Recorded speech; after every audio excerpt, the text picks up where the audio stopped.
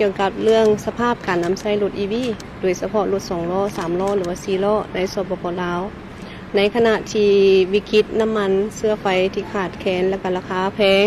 ฉะนั้นรถ EV นี่มีบทบาทสูงในการนำใช้ในสปป.ลาวการจัดตั้งปฏิบัติตามคำแนะนำหรือว่าคำสั่งของรัฐบาลจะมีมติ08ของรัฐบาลเนาะที่กำหนดออกว่าในปี 2030 ให้อัตราการนำใช้รถ EV นี่สูงถึง 30%ในนั้นจะมีคำสั่งของท่านนายกเกี่ยวกับเรื่องการส่งเสริมการนำใช้รถ EV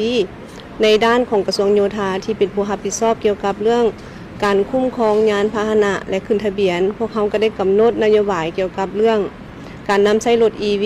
ตัวอย่างว่าค่าธรรมเนียมค่าบริการที่การนำใช้รถ EV เข้าในกิจกรรมขนส่งหรือยังกระยาต่างๆพวกเขาจะลดลง 30% เนาะในนั้นบ่เพียงแต่รถ EV จะมีรถไฮบริดที่เป็นการนำใช้ไฟฟ้าซากและก็ใช้น้ำมันฉะนั้นพวกเขาจะลดลงอีก 15% เนาะแต่ว่าถึงอย่างไรก็ตามการนำใช้รถ EV ในปัจจุบันถือว่าเป็นสิ่งที่ท้าทายเนื่องจากว่าอันที่1รถ EV นี่เป็นรถที่รุ่นใหม่พวกเขาบ่สามารถกำหนดมาตรฐานเทคนิคที่ให้สเปคอันเดียวกันเบิดเนาะมันจะผลิตออกมาแต่ละยุคแต่ละสมัยที่แตกต่างกันแต่ละรุ่นแตกต่างกันเนื่องจากว่าความต้องการของตลาดเนาะมีการพัฒนาเฮ็ดให้เทคโนโลยีทุกพัฒนาอย่างว่องไว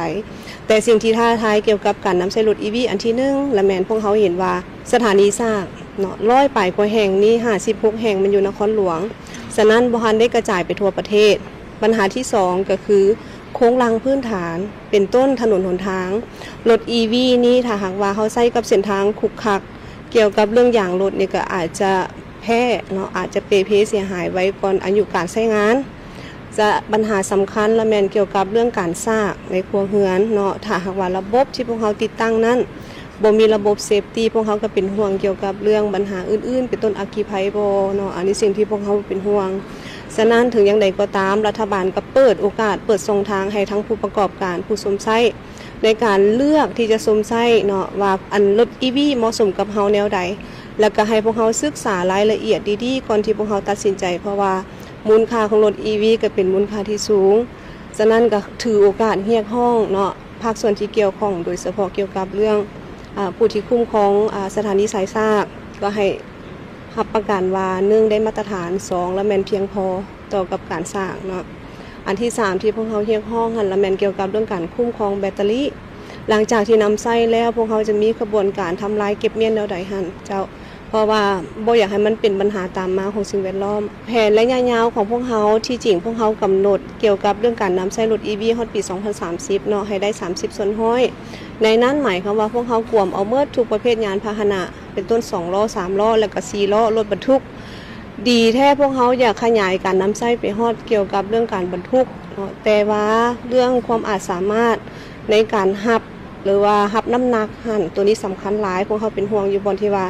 รถ EV นี่จะนำใช้เข้าในขบวนอุตสาหกรรมกสิกรรมในสิใช้ได้เส้นใดเพราะว่า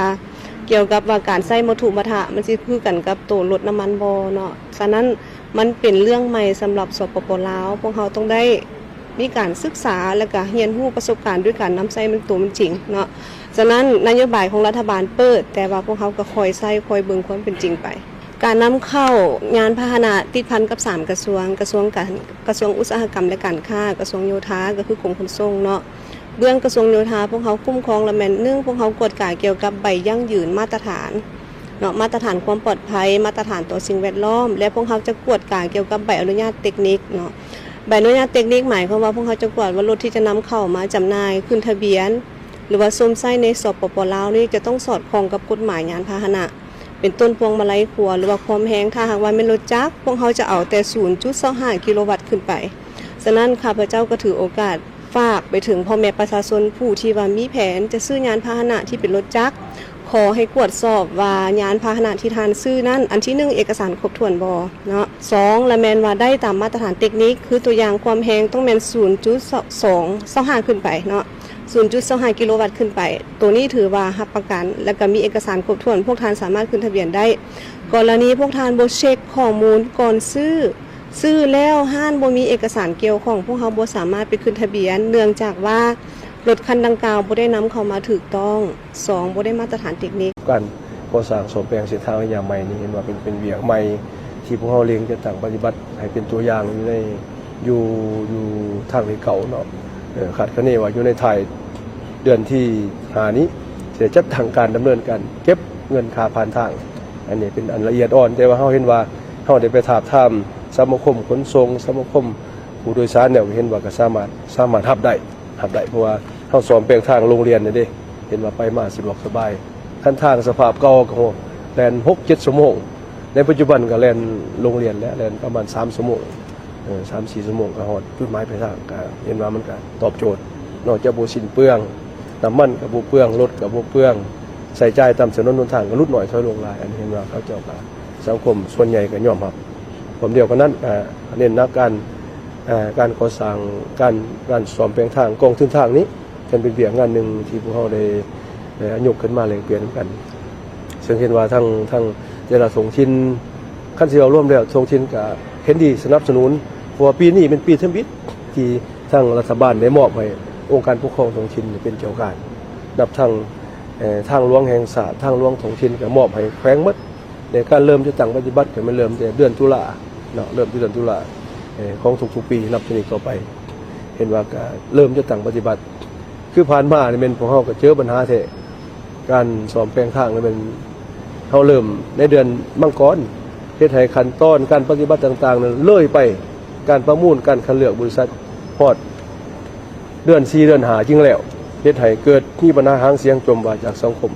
หมายความว่าพอเดือน6ยังไม่เฮ็ดก่อสร้างทางเฮ็ดให้สังคมต้องที่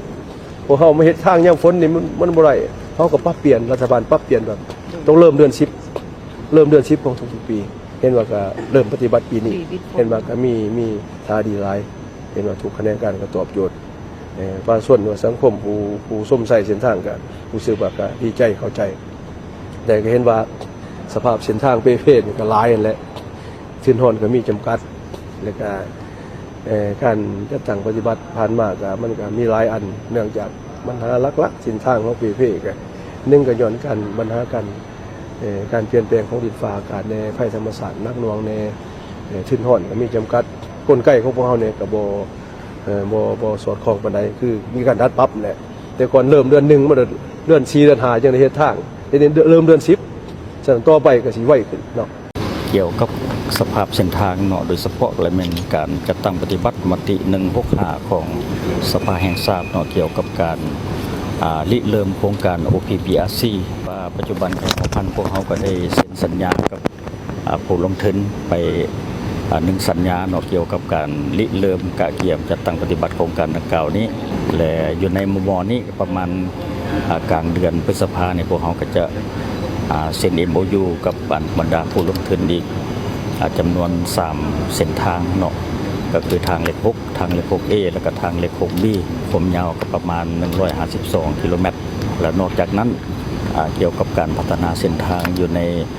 ขอบเขตเทศบาลตัวเมืองสำเหนือเนาะปัจจุบันพวกเขาก็กำลังเริ่มก่อสร้างเนาะเป็นเส้นทางคอนกรีตเสริมเหล็กแล้วก็ปูอัสฟันจำนวนหนึ่งเพื่อเปลี่ยนจากเส้นทางที่ปูด้วยอย่าง2 สั้นปูอย่าง2 สั้นในระยะผ่านมาเนาะเพื่อเปลี่ยนเป็นเส้นทางคอนกรีตเสริมเหล็กและก็ทางอัสฟันเนาะในปัจจุบันเพื่อให้แทนเหมาะกับสภาพในปัจจุบันนี้เนาะเพราะว่าเส้นทางตัวเก่าก็เพหลายแล้วก่อสร้างสำเร็จก่อนปี 2000 เนาะนอกจากนั้นพวกเขาก็ยังได้เปิดกว้างโค้งเนาะเส้นทางหลวงแห่งชาติเนาะโดยเฉพาะและเป็นจุดที่มีความค่อยสั้นสูงแล้วก็จุดที่มีความโค้งเนาะที่ว่าเฮ็ดให้เกิดปัญหารถข้างคาอยู่เส้นทางตับเส้นทางดังกล่าวโดยเฉพาะและมันอยู่ในช่วงฤดูฝนเนาะก็คาดว่าจะสำเร็จก่อนฤดูฝนในปีนี้เนาะเฉพาะฤดูฝนในระยะผ่านมาเนาะโดยเฉพาะเป็นทางหลวงแห่งชาติซึ่งเป็นเส้นทางเสื่อมต่อระหว่างแขงต่อแขงเนาะแล้วก็ว่าระหว่างแขงไปหาบรรดาประเทศใกล้เคียงนั้นเนาะผ่านมาก็ถือว่าได้รับผลกระทบจำนวนหนึ่งเนาะโดยเฉพาะก็เป็นดินสไลด์เนาะดินเจือนครับอยู่ตามเส้นทางนั้นแล้วก็ปัญหาอื่นๆเนาะคลองระบายน้ำไปอย่างอุดตันแล้วก็ปัญหาผลกระทบจากพายุเนาะที่เกิดขึ้นในช่วงระยะปีผ่านมานั้นก็ถือว่าสร้าง เอาความยุ่งยากให้แก่การสัญจรพอสมควรเนาะแต่ว่าทางพวกเขาก็บ่ได้นิ่งนอนใจเนาะอยู่ในหันก็ถือว่าได้แก้ไขปัญหาให้ทันเวลาหั่นแหละว่าซั่นซะเนาะได้สุกยู่บรรดาโยธาเมืองอยู่ขันท้องถิ่นนั้นเนาะให้มีความพร้อมในการแก้ไขปัญหาแหละทำประกันบ่ให้เส้นทางนั้นถึงตัดขาดอยู่ในจุดที่ว่ามีความเสี่ยงพวกเขามีพาหนะขนจักรของผู้รับเหมาประจำอยู่ตลอดแผนอยู่ใน5ปีนี้เนาะอันนี้ก็ถือว่าอิงตามแผนพัฒนาเศรษฐกิจสังคมของแขวงหันเนาะถือว่าแขวงหัวพันพวกเขาก็ได้คัดเลือกเอาบรรดาเส้นทางที่เป็นบุรมสิทธิ์เนาะอยู่ในหันโดยเฉพาะก็เป็นเส้นทางเสื่อมจอดเสื่อมต่อกับบรรดาแขวงใกล้เคียงของสสเวียดนามหันเนาะเป็นหลักและการพัฒนาเส้นทางเข้าหาด้านสากลเนาะและก็อาจจะขยายด้านสากลเพิ่มขึ้นเติมอีกเนาะเพื่อเฮ็ดให้การขนส่งสินค้าอย่างต่างๆอันได้รับความสะดวกหลายกว่าเก่าเพราะว่าบางเส้นทางไปหาจุดชายแดนหันบางตัวก็ได้ยกระดับเป็นด้านสากลแล้วเนาะแต่ว่าบรรดาพื้นฐานโครงสร้างด้านเส้นทางนี่ก็ยังบ่ทันสามารถรับรองได้เทื่อเนาะโดยเฉพาะเป็นเส้นทางเขตปูดอยพวกเขานะมีความค่อยสั้นแล้วก็คดโค้งหลายเนาะฉะนั้นแล้วรถบรรทุกสินค้าปัจจุบันมันต้อง10ล้อ12ล้อขึ้นไปเนาะเป็นพาหนะที่ว่ามีความยาวเนาะฉะนั้นแล้วต้องได้ปรับปรุงบรรดาเส้นทางหันเข้าหาด้านสากลให้แทบเหมาะกับพาหนะที่นำใช้อยู่ในเส้นทางดังกล่าวหันเนาะ